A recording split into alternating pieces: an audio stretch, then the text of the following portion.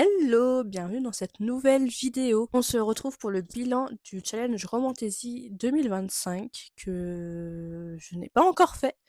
Nous sommes fin mai et je n'ai pas encore tourné cette vidéo. J'espère que votre challenge s'est bien passé. Comme d'habitude, j'ai été un peu... comment on dit?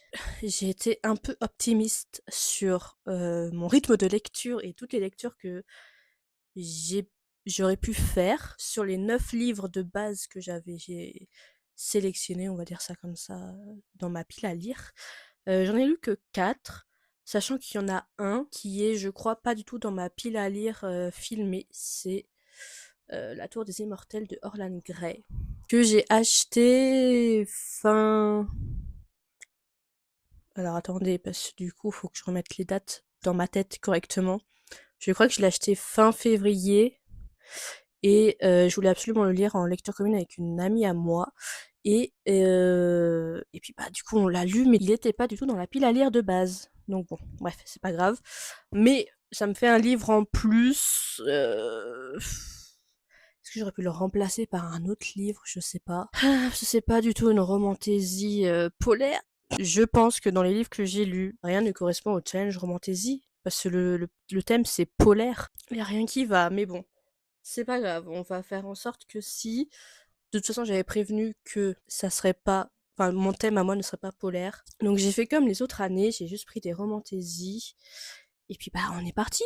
Je vous mettrai quelque part, à gauche ou à droite, je ne sais pas, le petit bingo que j'ai rempli. Je crois que, il y a que 2 cases que je n'ai pas remplies, c'est le vétéran de la Palle et créatures fantastiques, fantasy, je sais plus exactement l'intitulé.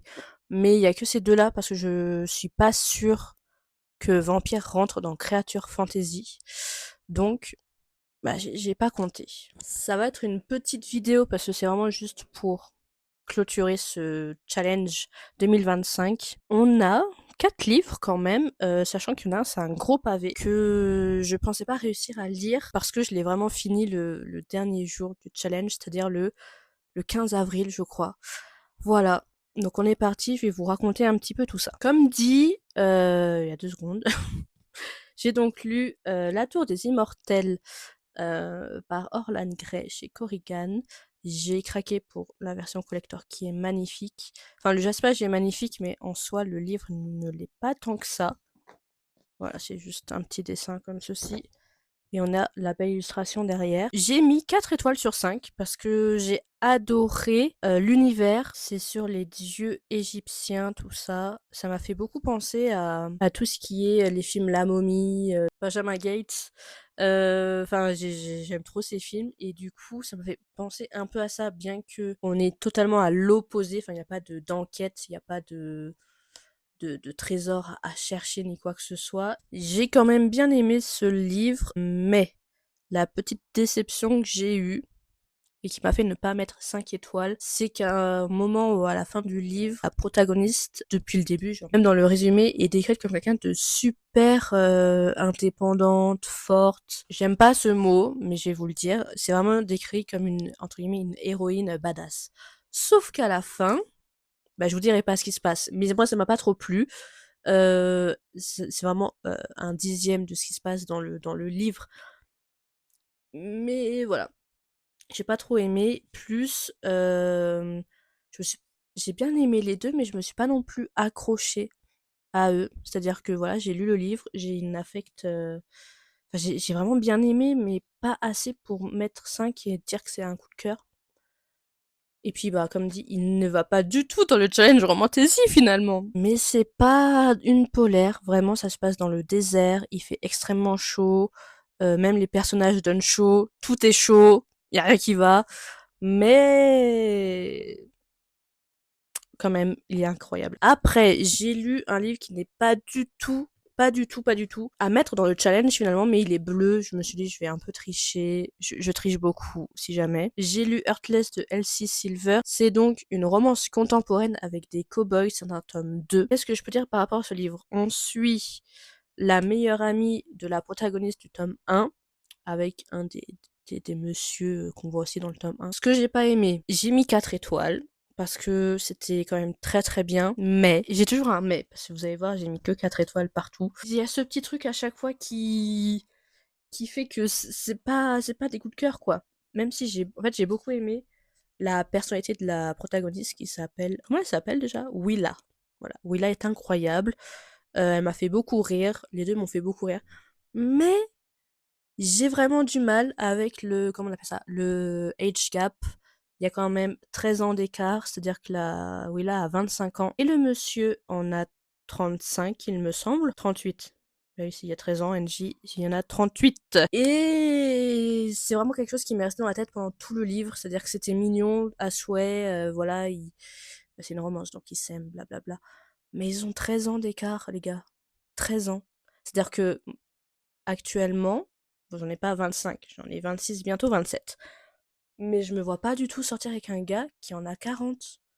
Et je comprends pas. C'est vraiment le petit point. J'ai vraiment du mal avec ça.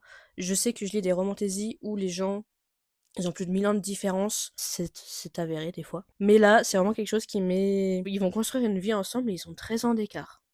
Voilà, j'ai quand même du mal avec ça. Je pense qu'on m'aura compris. Ça fait 6 fois que je le dis. Après, c'était quand même sympa. Même le fait que ça soit un single dad, comme on dit, le gars est un enfant, quoi, voilà. Ça ne m'a pas spécialement dérangé, pourtant je suis pas une grande fan de ce genre de choses dans les livres. Mais bon, ça reste quand même, je sais pas si je le préfère au tome 1. Je crois que j'aime bien cette histoire, mais je crois que je préfère le protagoniste du tome 1 quand même. Mais Willa était incroyable. Elle m'a fait beaucoup rire. Voilà.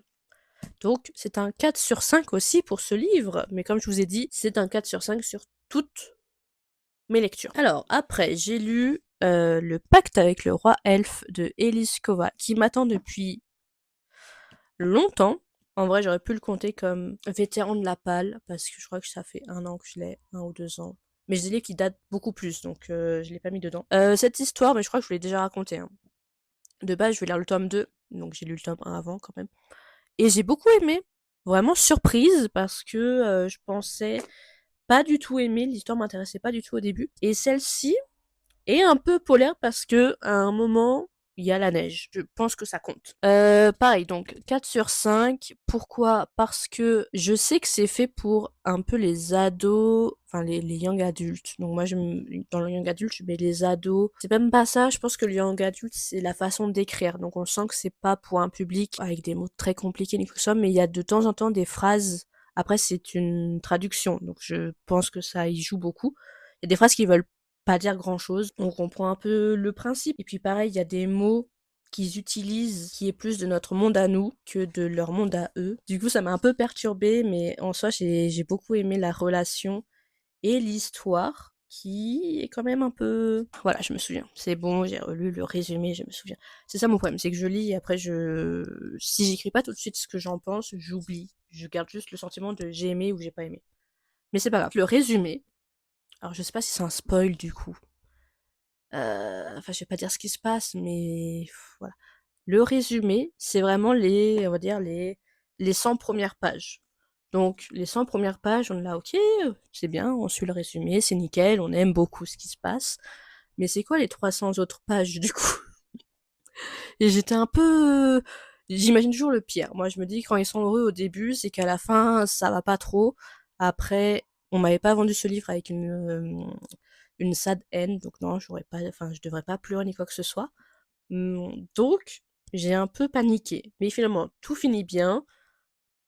Je vous laisserai aller découvrir l'histoire parce que, comme d'habitude, je ne sais pas faire de résumé. Mais ouais, non, j'ai beaucoup aimé. J'ai trop hâte de lire du coup la suite. Et j'aime beaucoup la plume de Eliskova, même si, comme dit, il y a de petites incohérences, mais je pense que c'est dû à la traduction et pas forcément à la plume de l'autrice. Et on arrive sur ma dernière lecture qui m'a duré plus de 3 semaines, je pense, parce que je lis extrêmement lentement. En vrai, j'abuse. Je pense que je l'ai lu en 2 semaines. Ouais, ça reste quand même beaucoup, 2 semaines. En fait, mon problème, c'est que en quantité, ça fait 2 semaines, mais après, je lis une seule journée dans la semaine. C'est-à-dire qu'en une journée, je vais lire 200 pages. Après, j'ai plus touché pendant 5 jours et je vais relire 200 pages. Et voilà. Le quatrième livre, c'est donc Le Roi maudit et la couronne sanglante, le tome 2. des couronnes de Nyxia de Carissa Broadbent. Qu'est-ce que j'ai à dire sur ce livre? J'ai mis 4 étoiles sur 5, pareil. J'ai adoré retrouver les personnages, donc je vais pas trop vous en dire, parce qu'en fait c'est un tome 2. Donc si vous avez pas lu le tome 1, c'est un peu compliqué. Je vais pas spoiler non plus. J'ai bien aimé, un peu triste, par contre ça je peux vous le dire parce que je n'étais pas au courant. Et je pense que c'est bien de le savoir avant d'entamer la saga. C'est comme le Pont des Tempêtes, c'est-à-dire que le premier couple qu'on voit dans le tome 1, en fait c'est des duologies. Je sais pas si c'est très clair. En gros, comment ils s'appellent? Voilà. Oraille. Comment ils s'appellent? Je me souviens même pas de leur nom. Et moi je suis en mode, waouh! J'adore. Oraya et Ren, c'est les protagonistes du tome 1 et du tome 2, et dans le tome 3, on va suivre d'autres gens. Voilà. Et je n'étais pas au courant, du coup j'ai acheté le tome 3, alors que je pense pas le lire, parce que je suis pas fan des protagonistes qu'on va retrouver, quoi. C'est pas grave, je vais le lire, mais pas tout de suite. J'ai plus aimé que le tome 1. Si vous hésitez, mais dans le bon sens. C'est-à-dire que vous avez aimé le tome 1, vous savez pas trop si vous voulez vraiment continuer le tome 2, mais vous avez quand même envie de l'acheter. Allez-y, vous allez pas être déçus, c'est vraiment bien. Par contre, si c'est à l'inverse, vous hésitez parce que le tome 1 vous a vraiment déplu et que même le résumé du tome 2 vous donne pas envie, ne le faites pas. Moi, j'ai bien aimé l'histoire, mais les personnages m'ont un peu énervé. Et on voit vraiment, en fait, dans les petits résumés, on vous dit que c'est vraiment un mélange de Hunger Games et Le sang et la cendre. Et c'est vraiment ça. Vraiment, dans toute ma lecture, il y avait des rapprochements entre ces deux sagas, hein. Il y a déjà eu des rapprochements entre les protagonistes. Moi, je l'ai lu sur Kindle parce que je trouve que c'est très très lourd. Je n'arrive pas à le porter, à le tenir. Même posé sur un coussin, c'est compliqué. Ce que je veux en dire, c'est que l'histoire était bien, les protagonistes m'ont un peu énervé. C'était un peu facile sur certains points, mais je vais quand même le garder avec ses belles éditions dans ma bibliothèque. J'ai assez aimé pour le garder dans ma bibliothèque, donc je pense que les 4 étoiles valent le coup. Du coup, avec ces lectures, ces 4 lectures, en comptant les points du bingo, je crois que j'arrive à 17 points. Ce qui me fait arriver au Romantasy Reader, je crois, si je me trompe. Je vous mettrai les petits templates que Nina a fait pour le challenge. Dites-moi si vous avez, entre guillemets, réussi. Je pense qu'on a tous réussi le challenge en lisant au moins un livre. Donc dites-moi si vous avez participé et ce que vous avez lu. Dites-moi si vous avez lu un des livres que je vous ai présentés ou pas. Ou si vous avez quand même lu, mais pas au challenge. Pour qu'on en discute. Parce que j'ai plein de trucs à dire sur lui, par exemple. J'ai mis 4 étoiles, mais vraiment, il y a des choses... j'ai pas compris. Sur ce, bah écoutez, c'est la fin de la vidéo. J'espère que ça vous aura plu. N'hésitez pas à me laisser un petit like ou un commentaire, ça m'aiderait beaucoup. Je vais essayer d'être plus régulière aussi dans mes vidéos. J'ai plein d'idées, faut juste que je me pose pour les faire. Bah, on se dit à la prochaine dans une nouvelle vidéo. Prenez soin de vous. Bye bye!